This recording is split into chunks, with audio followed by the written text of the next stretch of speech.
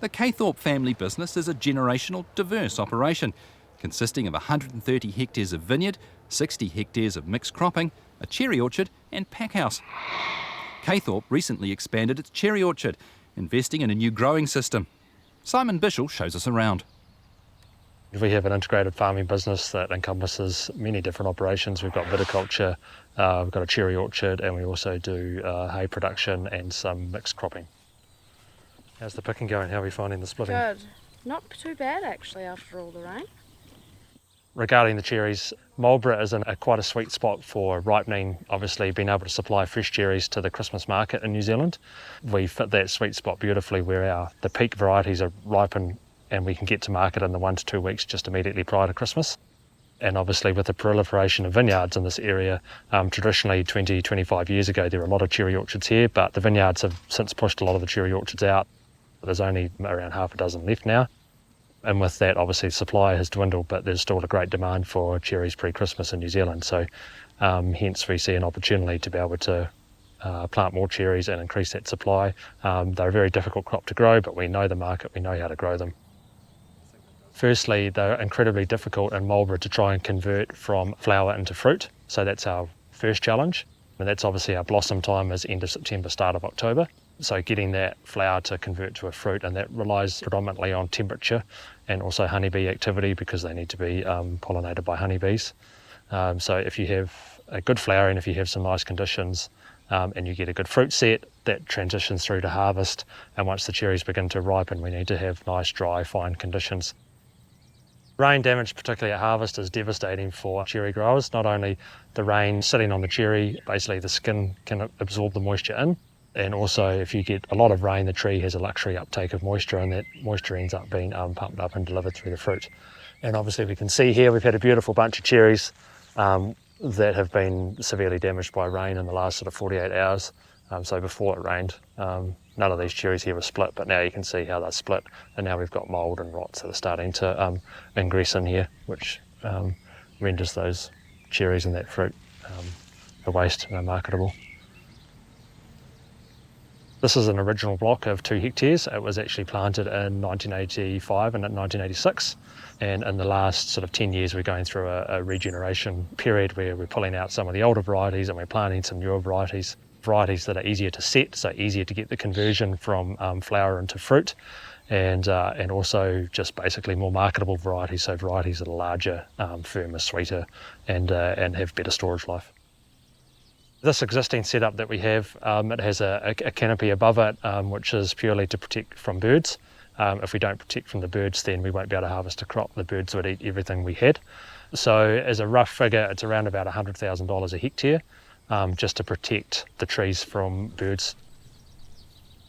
The new orchard that we're developing is on a trellising system, so the infrastructure we have to keep the birds out also provides the trellising infrastructure, and they will also be rain covered. So it's the new system is over twice the price of what this old canopy is, but it's also doing multiple roles. These are a 3-year-old planting grown on a UFO trellis, which is what all of our new plantings are going on nowadays. UFO stands for upright fruiting offshoot. So we train the tree on a horizontal plane, which is the horizontal cordon along the bottom, and then we train upright, vertical uprights that then also carry the fruit. The benefit for that is that we can have a closer planting density, so we can have more trees per hectare. On a given hectare, we can increase the production. Secondly, it's designed as a pedestrian picking method, so we don't need any ladders. As you can see, the fruit is very accessible. It's easy to pick, it's close, and if you do need to go higher, you can just have a small step ladder. And thirdly, they do have a much more natural rain protection, just simply because the leaves can kind of sit over the fruit when it rains, so they act as like little raincoats.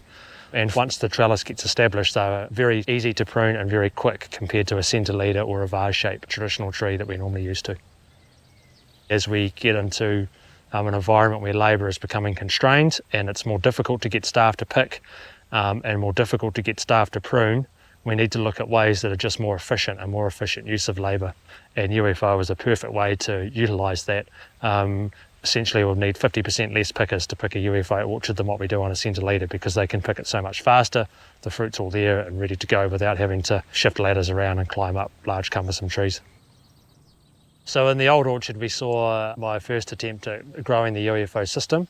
I decided that it works, and then with this new development here is 2 hectares, basically have a blue sky, my dream scenario, which we've developed here, 2 hectares of UFO. We've got a concrete post, and it's Italian trellising system that we're using here.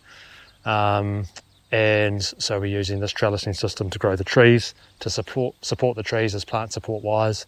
Above this, we're going to have rain covers, so they'll be protected from the rain to stop all the issues that we've just discussed about rain damaged fruit. And then on the very top will be a cover that will protect from hail and also keep the birds out. In the new orchard here, we have a 4 varietal mix: Roseanne, Santina, Stella and Lapin. And the reason we have those 4 varietals is that we like to spread out the harvest dates of the cherries. We don't want to have all our cherries ready at one time, because then it becomes a challenge to try and pick them all. It's huge for us having lots of different strings to our bow, as you could say. For example, this year the cherries have actually been not a disaster, but they've been pretty tough, and we certainly won't realise any great income off them. But the good thing about our operation is that we're not beholden to sort of any one piece of the different, diversified parts of the farm. So if, for example, the cherries are poor this year, then we've still got the arable side, the hay and the vineyard and wine sales to sort of fall back on.